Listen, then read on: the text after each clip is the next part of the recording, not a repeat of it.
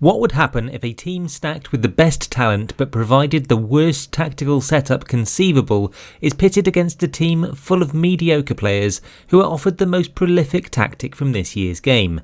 Well, in this video we're going to put it to the test and then talk about why the worst tactical setup is so called. So for this test then, we're heading to the first competitive game of the season in England's top flight, as it was back in August 23, predominantly because we want to test this one in a neutral venue. What we've done then in this experiment is stack Manchester City, who we will be managing, with some of the biggest talents in the game, all of which in their prime, and we've completely effed up their tactical approach, and we'll get into detail on this later in the video. Then we've taken a chisel to Mikel Arteta's Arsenal and cut loose any player above a current ability of 140, backfilling the squad with a handful of very mid-table talent. Both sides will have a fully fit, happy team, but only Arsenal will have their tactical familiarity maximised. Their default tactic, which is a 4-3-3 DM-wide wing play approach, should be significantly stronger than this daft but believable outfit for Manchester City. We'll make no formation changes throughout the simulation, and of course no tactical adjustments either. We're going to watch key highlights of the first match together, but then simulate another 9 matches behind the scenes to get a more significant outcome. What we're hoping to prove here is that regardless of your tactics, filling your squad with the best players in the game is a surefire way of beating FM. Before we kick off then, I'll ask the usual who ya got question. If you're feeling brave, put your predictions in the comments below. Once again, City are the best players with the worst tactics, Arsenal the average players with the best tactics.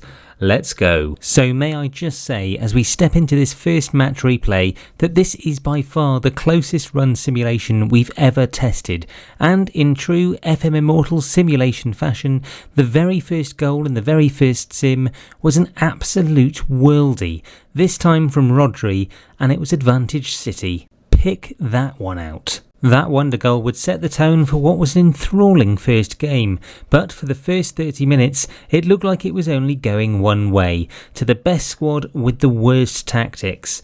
However, with 39 minutes on the clock, this incredibly mid-level Arsenal team showed that they too have something special in their locker, and this 15-pass sequence was finished off with aplomb by Nottingham Forest's Awoniyi, and just like that, we had a game on our hands. A fairly even contest then at half-time, but it was about to get a whole lot spicier. Jack Harrison's far post header went narrowly wide, but it was clear that Arsenal were beginning to claim the lion's share of the chances, and after a costly mistake from De Bruyne deep into his own half, and possibly with a terrible tactical approach partly to blame, Arsenal capitalised and took the lead. But it wasn't finished yet. City came back into the game, their squad completely stacked, full of talent and tenacity, and after a spell of possession, certainly not prescribed by my tactical setup in any way, they began to defy my orders of a narrow underlapping offensive, and Bernardo Silva took it to himself to stay wide, sending in an early cross, finding Erling Haaland on the back stick for the equaliser, with just over 10 minutes of normal time remaining. Then, with 5 minutes left on the clock, the game would go full circle, and the match winner was brought to you by Mr. Ballon D'or himself, Rodri, with another absolute howitzer from the edge of the box. Have you ever seen a better brace in FM? Steady on Rodri, that goalkeeper's got to go home to his children later. Arsenal did push them to the very last, but this seemingly left them quite exposed at the back. It was technically a cup final after all, but deep into injury time, that Silva-Haaland combination repeated itself, and the final score of our opening simulation was 4-2 to the best players with the worst tactics. City lifted the trophy then, despite my best efforts to sabotage their tactical approach, but would this be the outcome after 10 simulations? Well, the very next simulation couldn't really have been further from that first match. Instead of a close-fought battle, it was an absolute pasting, with the mediocre players with the best tactics truly dominating, especially so on XG. And this was actually the pattern that then followed. Though City managed to lift the trophy on 4 occasions, Arsenal are the overall victors in this test, and I am as surprised as you are at this. Arsenal scored 5 more goals over the 10 matches than City did, averaging 2.2 XG per match to City's 1.3. City outperformed their XG though by an average of 0.5 per match to Arsenal's difference of just 0.1. But it is a slight and significant result at the same time, I think, for the middling Gunners here, and their biggest winning margin came in match number 10, where they thumped City 4-5. And whilst the highlights of that last sim play out, and you witness just how much of a force to be reckoned with Emil Forsberg can be, we'll share with you our 3 key learnings from this experiment. The number 1 learning is that you can sabotage any team by overdoing the tactic, or just by getting them completely wrong. I have no doubts that with the default tactic to work with, this City side would have come out on top in at least 9 of the 10 sims here. The number 2 learning then, you can still win so long as you have the talent. A 40% success rate isn't to be sniffed at and is not bad considering our approach was so horrendously disjointed. So I do still recommend you stack your team with as much talent as possible, as early as possible, if you want to win on this game. But the biggest lesson, and number 3, is that a solid set of tactics are the surefire way to creating more XG than you concede, and that is a huge part of winning a match, especially so in FM, and it always will be. But the best players outperform XG, therefore having a squad stacked full of stars is the best way of converting chances. Combine the 2 then, and you beat the game. Okay, let's talk about why this is such a shit show of a tactical approach then, shall we?